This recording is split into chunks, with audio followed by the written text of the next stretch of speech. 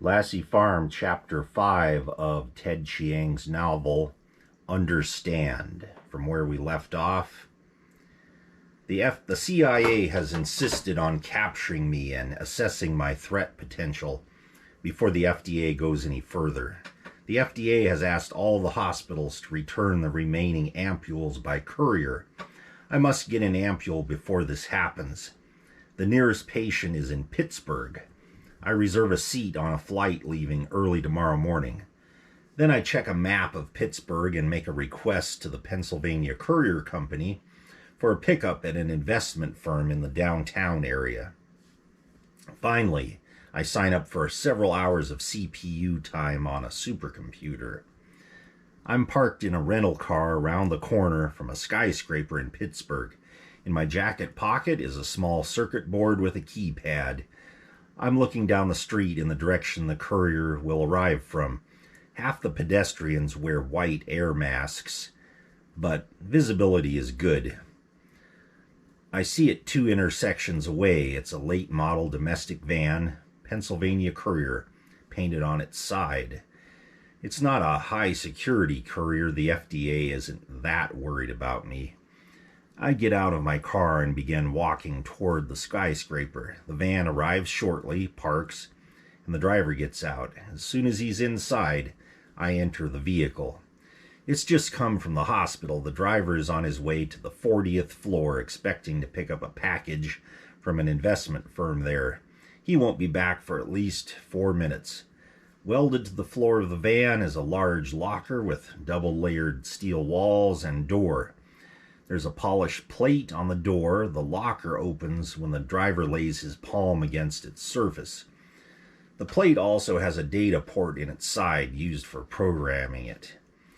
Last night I penetrated the service database for Lucas Security Systems, the company that sells handprint locks. There I found an encrypted file containing the codes to override their locks. I must admit that while penetrating computer security remains generally unaesthetic, certain aspects of it are indirectly related to very interesting problems in mathematics. For example, a commonly used method of encryption normally requires years of supercomputer time to break. However, during one of my forays into number theory, I found a lovely technique for factoring extremely large numbers. With this technique, a supercomputer could break this encryption in a matter of hours. I pull the circuit board from my pocket and connect it to the data port with a cable. I tap in a 12-digit number and the locker door swings open. By the time I'm back in Boston with the ampule, the FDA has responded to the theft by removing all pertinent files from any computer accessible through the data net, as expected. With the ampule and my belongings, I drive to New York City.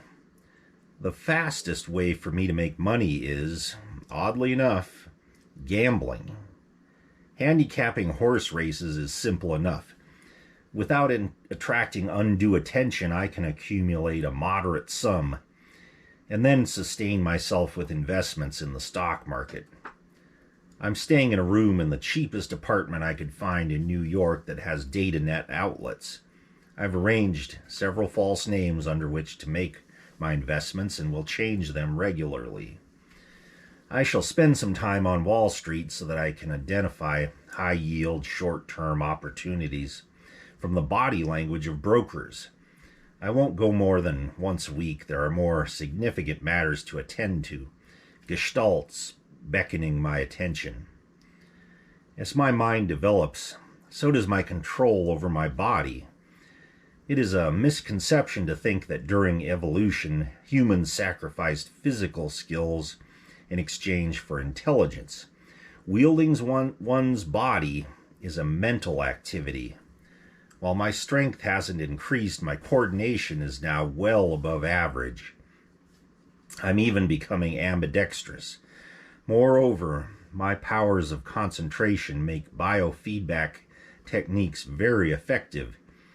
After comparatively little practice, I'm able to raise or lower my heart rate and blood pressure. I write a program to perform a pattern match for photos of my face and search for occurrences of my name. I then incorporate it into a virus for scanning all public display files on the datanet. The CIA will have the national datanet news briefs display my picture and identify me as a dangerously escaped mental patient, perhaps a murderer. The virus will replace my photo with video static. I plant a similar virus in the FDA and CIA computers to search for copies of my picture and any downloads to regional police. These viruses should be immune to anything that their programmers can come up with. Undoubtedly, Shea and the other doctors are in consultation with the psychologists of the CIA, guessing where I might have gone. My parents are dead, so the CIA is turning its attention to my friends, asking whether I've contacted them. They'll maintain surveillance on them in the event that I do. A regrettable invasion of their privacy, but it isn't a pressing matter. It's unlikely the CIA will treat any of their agents with Hormone K to locate me. As I myself demonstrate, a superintelligent person is too difficult to control. However, I'll keep track of the other patients in case the government decides to recruit them. The quotidian patterns of society are revealed without my making any effort. I walk down the street, watching people go about their business. And though not a word is spoken, the subtext is conspicuous. A young couple strolls by, the adoration of one bouncing off the tolerance of the other. Apprehension flickers and becomes steady as a businessman, fearful of his supervisor, begins to doubt a decision he made earlier today. A woman wears a mantle of simulated sophistication, but it slips when it brushes past the genuine article. As always, the role one plays becomes recognizable only with greater maturity. To me, these people seem like children on a playground. I'm amused by their earnestness and embarrassed to remember myself doing those same things. Their activities are appropriate for them, but I couldn't bear to participate now. When I became a man, I put away childish things. I will deal with the world of normal humans only as needed to support myself. I acquire years of education each week, assembling ever larger patterns. I view the tapestry of human knowledge from a broader perspective than anyone has ever before. I can fill gaps in the design where scholars never even noticed a lack, and enrich the texture in places that they felt were complete. The natural sciences have the clearest patterns. Physics admits of a lovely unification, not just at the level of fundamental forces, but when considering its extent and implications. Classifications like optics or thermodynamics are just straitjackets, preventing physicists from seeing countless intersections. Even putting aside aesthetics, the practical applications that have been overlooked are legion. Years ago, engineers could have been artificially generating spherically symmetric gravity fields. Having realized this, however, I won't build such a device or any other.